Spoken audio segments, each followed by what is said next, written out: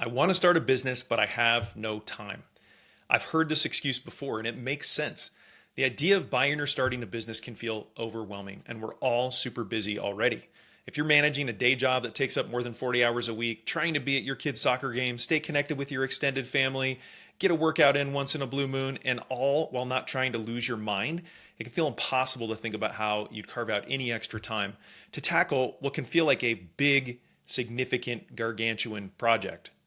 My guess is you keep coming back from time to time to this question of should I start a business? And you get caught in what I call the should storm, meaning you start thinking about whether you should start or buy a business, and then all the obstacles and challenges pop up in your mind. And pretty soon you feel overwhelmed and go right back to the inertia of your current life. And yet, the desire doesn't go away because something's drawing you to take more control or to find more freedom, fulfillment, and financial reward in what you're doing. So the should storm keeps coming back. You keep revisiting this should question, but never feel more certain about whether it's the right path. And that's because you can't expect to answer the question of should I until you've spent time answering the question of how would I. Otherwise, you never develop enough clarity and conviction to feel like it's a responsible bet to take the risk of becoming a business owner. You have to see the path clearly enough to feel safe in walking it. I like to say the cost of that clarity is your time.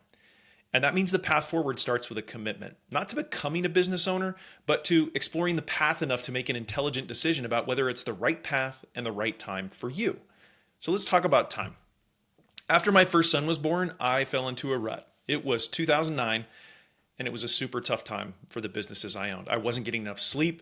I wasn't working out regularly. I was living in a perpetual state of fear and stress. I literally thought I was going to lose everything. And I found myself at happy hour one day complaining to a friend and feeling embarrassed at the way my voice sounded. I sounded like a victim.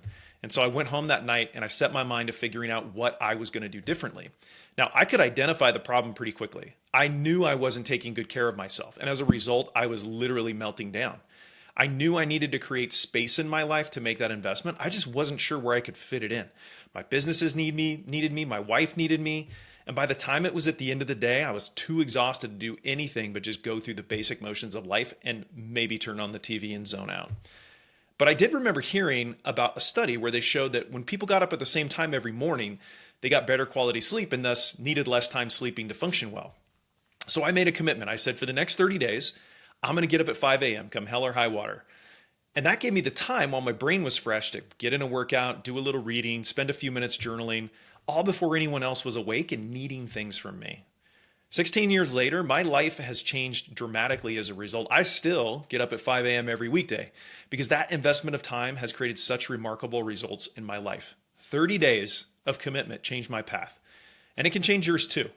So my challenge to you is if becoming a business owner is something you dream about, you keep thinking about, figure out how much time you can carve out each week and commit to investing that time for the next 30 days. But instead of making starting a business some gargantuan project, just start with the logical next steps. And what I mean by that is spend 15 to 30 minutes at the beginning of your week planning what you're going to research, who you're going to talk to, what you're going to explore. And then spend the rest of the time that you've reserved actually doing those things. I've got a friend and a mentor who calls these side projects, and he always has one or two going. He starts with something he's curious about and wants to explore. Sometimes that's an industry, something like healthcare. Other times it might be a technology like agentic AI. And what he does is he typically finds another person that he thinks would be fun to work with or explore it with. And they commit to meeting for coffee once a week. So he'll meet for an hour, have coffee, and spend that time talking about what they learned the prior week and what they're going to explore in the coming week. And then at the end of 30 days, he decides, A, am I still having fun in this exploration? B, is there something else this has me curious about? And C, do I enjoy working with this person? Sometimes he decides to pivot to something else. Sometimes he decides it's not a path he wants to keep going down. And sometimes he decides the person he's been collaborating with, he's just not enjoying working with them. But several of his side projects have actually become meaningful businesses. We're talking about businesses that sell for more than 10 million bucks. The key, though, I think, is that he doesn't start with this pressure to become a company.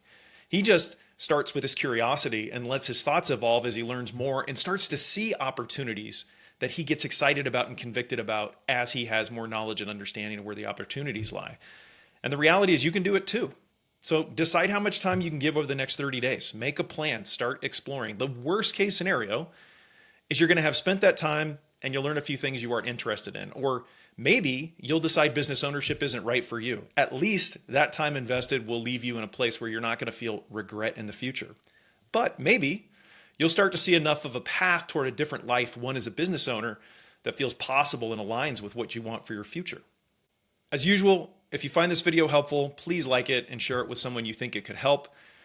Also, I'll just throw it out there. If you're someone looking to do a 30-day business ownership challenge and you'd like to find a group of other people on this same journey to help you stay accountable and share experiences, hit me up with a DM on LinkedIn. I've been contemplating maybe putting together a pilot test group of aspiring owners to see how we could build a system for helping them support each other in their business exploration.